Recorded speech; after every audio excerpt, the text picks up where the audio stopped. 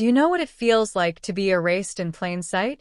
To sit at a table where everyone is cutting turkey and smiling politely while they carve your dignity alongside the meat. That was me. Last Christmas. My name is Elena Ruiz. I'm 33. And this is the story of how my family locked me in the garage while I quietly held their futures in the palm of my hand. The fork shook in my grip when my sister leaned across the dinner table, her voice soaked in sweet poison. Some people just never amount to anything, she sighed, her eyes flicking toward me, almost daring me to react. The room laughed. Even her boss, sitting smug with his wine glass, joined in. My parents traded that familiar look, the one I'd known since I was 16, when I walked away from the path they had planned for me. To them, I had been nothing but wasted potential ever since. My phone buzzed in my pocket, 4 urgent messages from my board. The deal of the year, worth billions, hinged on my signature. But they didn't know that. To my family, I was just a burned-out adjunct teacher with a beat-up car. And I let them believe that for years. That night, my mother's voice sliced through my thoughts. The garage is ready for you, Elena. We put a heater out. Camila's pregnant, so she gets the guest room. The table went silent. Everyone was listening, pretending not to. My humiliation was their annual entertainment. The garage, I repeated softly. Don't be dramatic, my mom scolded. It's not like you're used to luxury. I thought about my penthouse, my island, the companies I owned, hidden behind layers of quiet power. But I kept my face still. The garage is fine, I said, cutting my food into perfect little pieces. Later, my sister escorted me out herself. An old cot wedged between golf clubs and Christmas storage. Thin blanket. Concrete floor. That's where they put me. As the door slammed, I finally let the mask slip. I pulled out my phone. Dozens of urgent emails. The same man who had just laughed at me across the table had been begging for a meeting with me for weeks.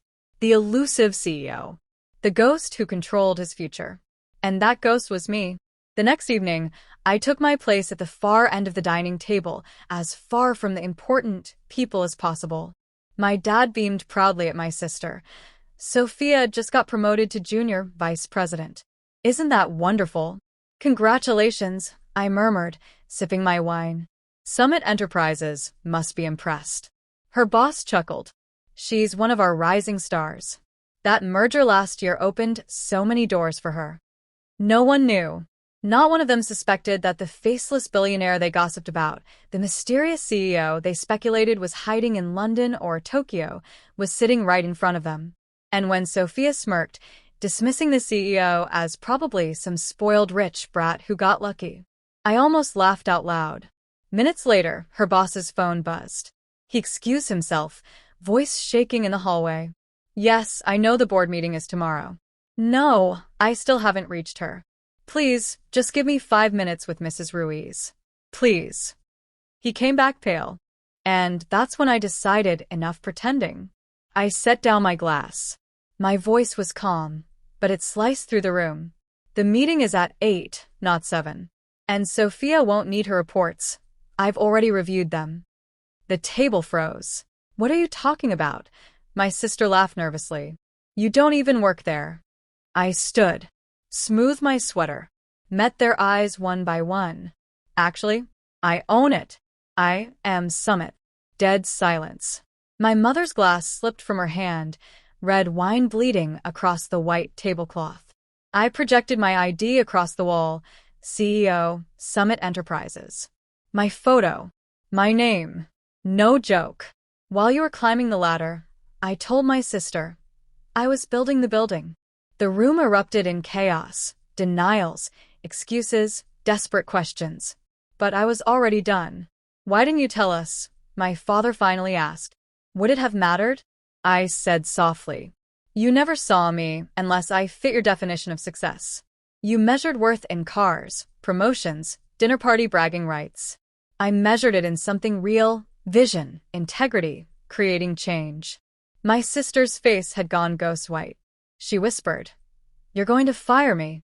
No, I replied, gathering my things. But for once in your life, you're going to be held accountable. I paused at the door. Oh, and I won't be sleeping in the garage tonight. I own half the hotels in this city, including the Four Seasons. Enjoy the heater. The next morning, I sat at the head of the boardroom table. My family's judgment still rang in my ears, but it no longer stung. Because the truth is, sometimes the best revenge isn't revenge at all. It's reminding people that their opinion of you was never the measure of your worth. So the next time someone looks down on you, let them smile. Stay quiet. Build your empire in the silence.